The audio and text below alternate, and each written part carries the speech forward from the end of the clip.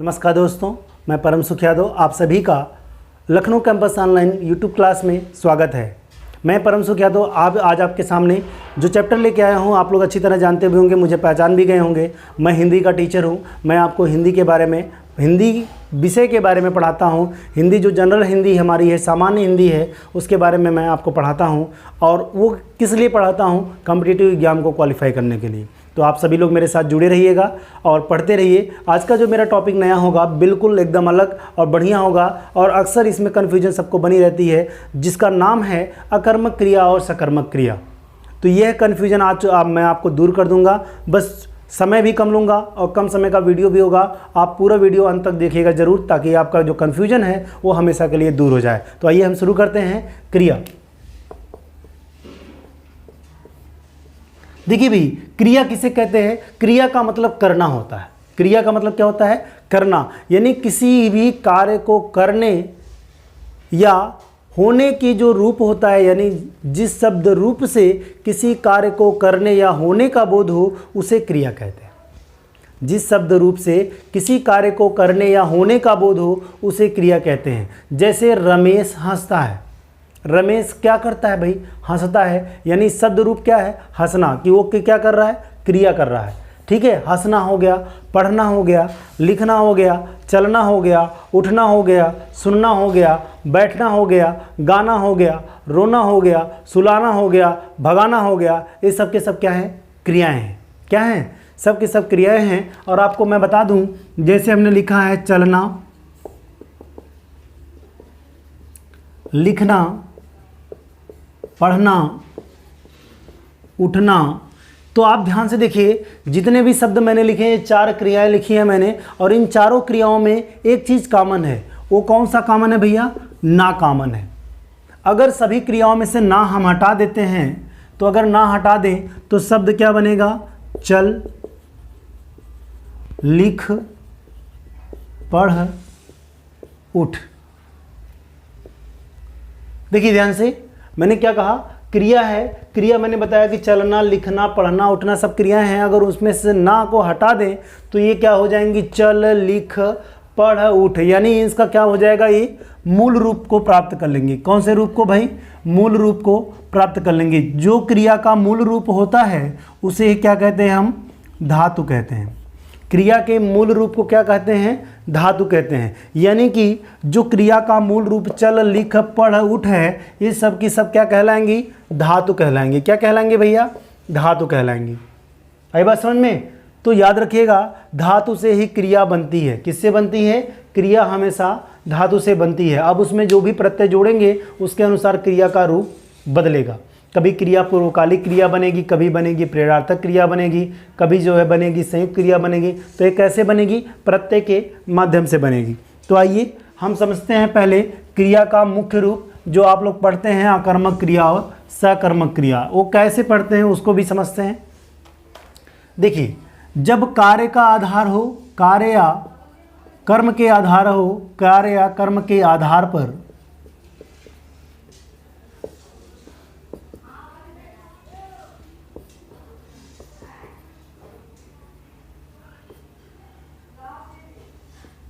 कार्य या कर्म के आधार पर क्रिया के भेद।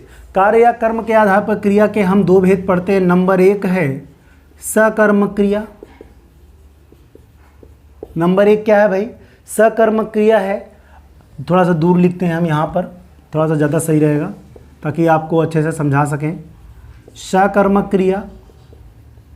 और नंबर 2 क्या है भैया? अकर्मक क्रिया। अंग्रेजी में बोलते हैं ट्रांजिटिव वर्ब और इनट्रांजिटिव वर्ब। अंग्रेजी में क्या बोलते हैं? ट्रांजिटिव वर्ब या इनट्रांजिटिव वर्ब। ठीक है, सकर्मक क्रिया और अकर्मक क्रिया। सकर्मक का मतलब होता है कर्म सहित। स अगर किसी भी शब्द के पहले जुड़ा है तो वह हमेशा सकारात्मक भाव देता है, यानी सहित का भाव देता है। जबकि अ अगर किसी शब्द के पहले जुड़ता है तो वह हमेशा क्या करता है? नकारात्मक भाव का देता है, यानी अभाव का बोध कराता है। तो इसका मतलब है सकर्मक क्रिया का मतलब होता है कर्म सहित क्रिया। तो सवाल ये उठता है कि कर्म सहित का मतलब क्या है? कर्म सहित का मतलब ये है कि जिस वाक्य में कर्म उपस्थित हो उस वाक्य की क्रिया को क्या कहते हैं? सकर्मक क्रिया कहते हैं। और जिस वाक्य में कर्म रहित क्रिया हो, रहित का मतलब होता है बेटा जिस वाक्य में कर्म ना हो, यानी कर्म उपस्थित ना हो, उस वाक्य की क्रिया को क्या कहते हैं? अकर्मक क्रिया कहते हैं। ठीक है, तो आप देखिए कर्म सहित क्रिया हो गई, अकर्म रहित क्रिया हो गई। तो सवाल ये उठता है कि कर्म को पहचानेंगे कैसे? तो उसके लिए बड़ा अच्छा तरीका है भैया, कर्म को पहचानने के लिए सबसे अच्छा तरीका यही है कि क्या का प्रश्न करने पर जो उत्तर मिलेगा वो भी कर्म होगा, और किसको का प्रश्न करने पर जो उत्तर मिलेगा वो भी आपका प्रश्न होगा, कर्म। ठीक है, लेकिन जब आप कारक पढ़ेंगे, कारक जब मैं पढ़ाऊंगा तो वहाँ पर किसको का प्रश्न करने पर जो उत्तर मिलेगा वो कर्म भी होगा, संप्रदान भी होगा। एक कंडीशन मैं बताऊंगा वहाँ पर, फिलहाल अभी यहाँ पर आप समझिए कि किसको का प्रश्न करने पर जो उत्तर मिलेगा वो सिर्फ कर्म होगा। ठीक है, अब देखिए एग्जाम्पल मैं देने जा रहा हूँ। जैसे एग्जाम्पल हो गया, सोहन खाना खाता है, सोहन खाना खाता है। तो यहाँ पर देखिए खाना है, यहाँ पर खाता है, तो क्या खाता है भैया? प्रश्न उठा क्या खाता है, तो क्या कहें आप लोग? खाना खाता है। प्रश्न उठा क्या खाता है, तो आप कहें कि सर खाना खाता है। तो खाना क्या हो गया बेटा? क्या का प्रश्न करने पर जो उत्तर मिलेगा वो क्या होगा? कर्म होगा। तो यानी खाना क्या हो गया? कर्म हो गया। तो खाता कौन सी क्रिया हो जाएगी? सकर्मक क्रिया हो जाएगी। क्या हो जाएगी? सकर्मक क्रिया हो जाएगी।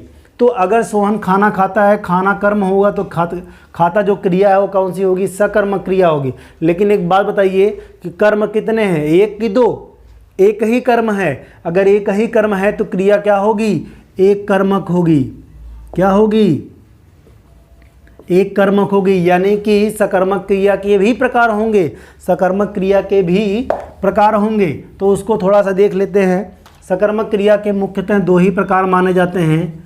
एक होती है एक कर्मक, दूसरी क्या होती है? द्विकर्मक। तो एक कर्मक का मैंने एग्जाम्पल दे ही दिया है। ठीक है, एग्जाम्पल फिर से दे रहा हूं दूसरा। सोहन पानी पीता है। तो यहां पर क्या पीता है भैया? पानी पीता है। तो पानी कौन सा क्या होगा भैया? कर्म हो जाएगा। क्या पीता है? पानी पीता है। तो ये हो गया कर्म, और पीता क्या हो जाएगा? एक कर्मक क्रिया हो जाएगी। आगे देखें, द्विकर्मक की बात मैं कर रहा हूं। द्विकर्मक को देखें, सोहन ने मुझको पानी पिलाया। सोहन ने मुझको पानी पिलाया। क्या पिलाया भाई? पानी पिलाया। तो क्या का प्रश्न करने पर जो उत्तर मिलेगा वो कर्म होगा। तो ये कर्म हो गया। किसको पिलाया भाई? किसको पिलाया? मुझको पिलाया। तो मैंने कहा है किसको का प्रश्न करने पर भी जो उत्तर मिलेगा वो भी कर्म होगा। इसका मतलब मुझको में भी एक कर्म है और पानी में भी एक कर्म है। इसका मतलब ये क्रिया कैसी होगी? द्विकर्मक क्रिया होगी। पिलाया कौन सी क्रिया हो जाएगी? द्विकर्मक क्रिया होगी। जबकि यहाँ पर पीना कौन सी क्रिया हो जाएगी? एक कर्मक क्रिया हो जाएगी। आई बात समझ में? क्लियर है? चलिए अब हम अकर्मक क्रिया की थोड़ा सा बात कर लेते हैं। अकर्मक क्रिया क्या होती है वो भी देख लेते हैं। तो अकर्मक क्रिया क्या होगी? जो जिसमें कर्म नहीं होगा वो सब की सब क्या होंगी? अकर्मक होंगी। कर्म तो आप पहचान ही चुके हैं, क्या और किसको का प्रश्न करने पर जो उत्तर मिलेगा वो कर्म होगा। तो आइए अकर्मक क्रिया के बारे में भी थोड़ा सा चर्चा करें।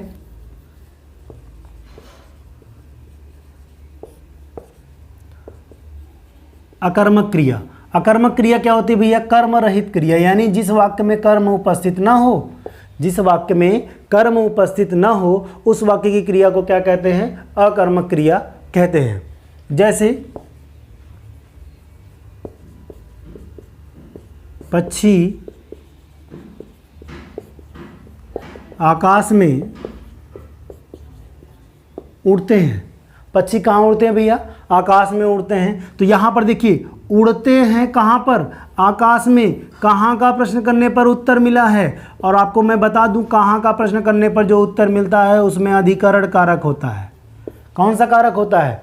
अधिकरण कारक होता है। यानी कि यहाँ पर कर्म उपस्थित नहीं है। जब वाक्य में कर्म उपस्थित ना हो तो क्रिया आपकी क्या होगी?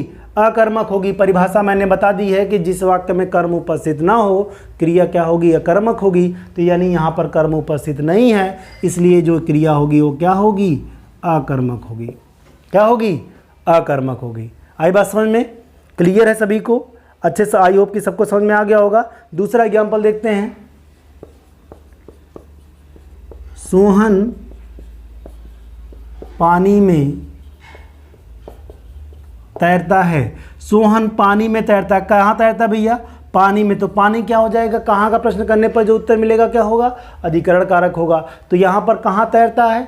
पानी में तैरता है। तो यहाँ पर भी तैरना कौन सी क्रिया हो जाएगी? आकर्मक क्रिया हो जाएगी।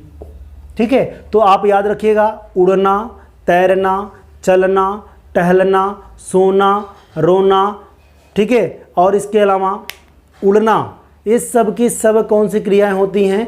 अकर्मक क्रियाएं होती हैं। कौन सी क्रियाएं होती हैं? अकर्मक क्रियाएं होती हैं। इनको सकर्मक बनाने के लिए क्या करते हैं हम लोग? आना प्रत्यय जोड़ते हैं। जैसे सोना का सुलाना, ठीक है, रोना का रुलाना, ठीक है, तो अब पीना का पिलाना, ये सब कौन सी क्रिया बनेंगी? सकर्मक। सॉरी, पीना का नहीं होगा। दौड़ना का दौड़ाना, भागना का भगाना, तो ये सब कौन सी क्रिया बनेंगी? सकर्मक क्रिया बनेंगी। अगर अकर्मक क्रियाओं को सकर्मक बनाना है तो उसमें आना प्रत्यय जोड़ते हैं। आज के लिए दोस्तों इतना ही। बढ़िया लगा वीडियो तो लाइक करें, शेयर करें और चैनल को सब्सक्राइब करें। सर धन्यवाद। मिलते हैं नेक्स्ट क्लास में।